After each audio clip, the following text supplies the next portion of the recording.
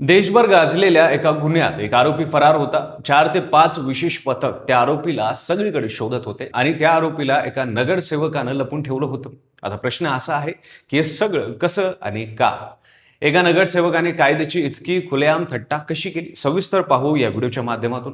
नमस्कार, मी पंकज आणि तुम्ही पाहताय कसं काय। नाशिकच्या TCS प्रकरणाने देशभरात वादळ उठवलं होतं। कंपनीत काम करणाऱ्या महिला कर्मचाऱ्यांचं लैंगिक शोषण, त्यांच्यावर धर्मांतराचा दबाव आणि त्यामागे एक सुनियोजित नेटवर्क होतं। पोलिसांनी वेगाने कारवाई केली, एका पाठोपाठ एक आरोपी जाळ्यात आले। पण या सगळ्या प्रकरणाचे मुख्य सूत्रधार ज्या निदा खानचं नाव होतं, ती मात्र पोलिसांना सतत गुंगार देत राहिली। मुंब्रा, भिवंडी, ठाणे, सोलापूर असं भटकत राहिली। तिचा अटकपूर्व जामीन अर्ज नाशिक सत्र न्यायालयानं 2 वेळा फेटाळला।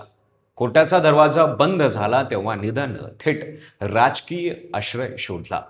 निदा खान छत्रपती संभाजीनगरला पोहोचली आणि तिचा मोबाईल बंद झाला।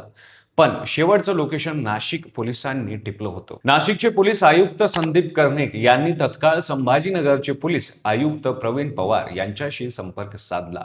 अत्यंत गोपनीयतेनं एक खास पथक तयार झालं। उपयुक्त रत्नाकर नवले आणि पोलीस निरीक्षक गजानन कल्याणकर यांच्यावर या मोहिमेची जबाबदारी सोपवण्यात आली।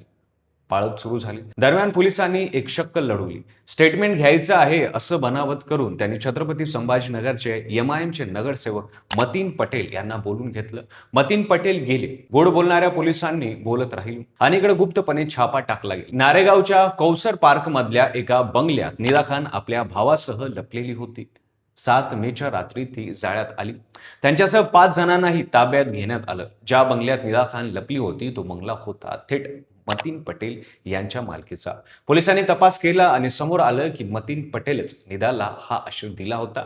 इतकंच नाही तर तपासात उघड झालं की मतीन पटेलने निदाचा थेट MIMच्या एका वरिष्ठ नेत्याशी भेटही घडून आणली होती। त्या नेत्याने निदाला सांगितलं होतं की लवकरच जामीन मिळेल, राजकीय ताकद कामाला येईल। पण पोलिसांनी आधीच डाव उलटला होता। मतीन पटेलला नाशिक BNSच्या कलम 249 अंतर्गत सह आरोपी केलं गेलं। त्यांचा मोबाईल जप्त करण्यात आला आणि नाशिक गुन्हे शाखेनं त्यांना चौकशीसाठी ताब्यात घेतलं। पण हे प्रकरण इतकं सोपं नाही। मतीन पटेल आधीच एका वादात होते। महापालिका निवडणुकीच्या प्रचारात त्यांचा एक अश्लील व्हिडिओ व्हायरल झाला होता।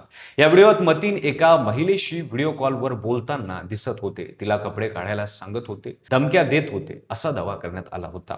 तेव्हा मतीन पटेलनं स्वतः पोलिसांकडे धाव घेत तक्रार दिली। तौफिक कुरेशी नावाच्या व्यक्तीने AIचा वापर करून मॉर्फ केलेला व्हिडिओ बनवत असं त्यांनी सांगितलं।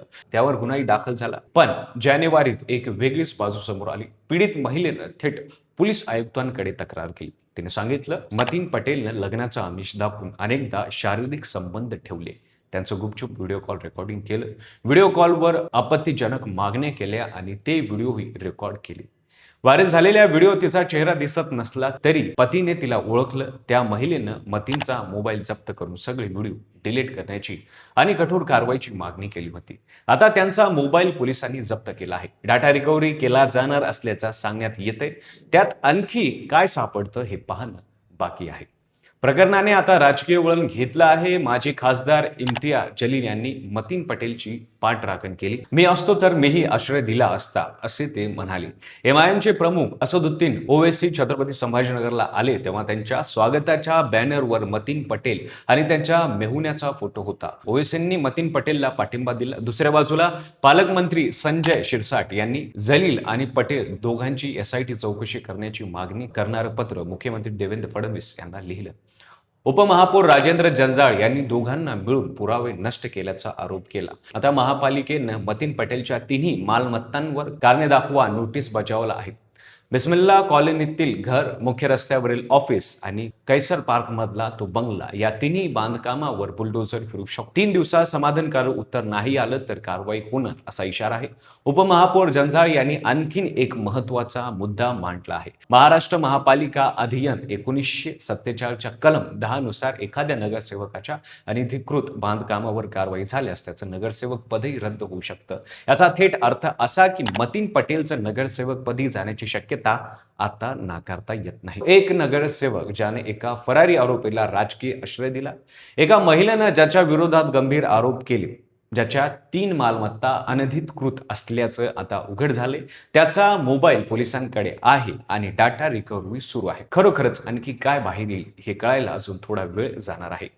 पण एक प्रश्न मात्र राहतोच. सत्तेच्या आश्रयानं किती दिवस सत्य दडवता येतं आणि जेव्हा ते उघड होतं तेव्हा किंमत किती मोठी मोजावी लागते. मातीन पटेलने निदा खानला आश्रय का दिला असेल? मातीन पटेलला निदा खरंच निरोपार्ध वाटत असेल का? यामागे काही धर्माचे राजकारण असेल का? तुम्हाला काय वाटतं ते कमेंटमध्ये नक्की सांगा.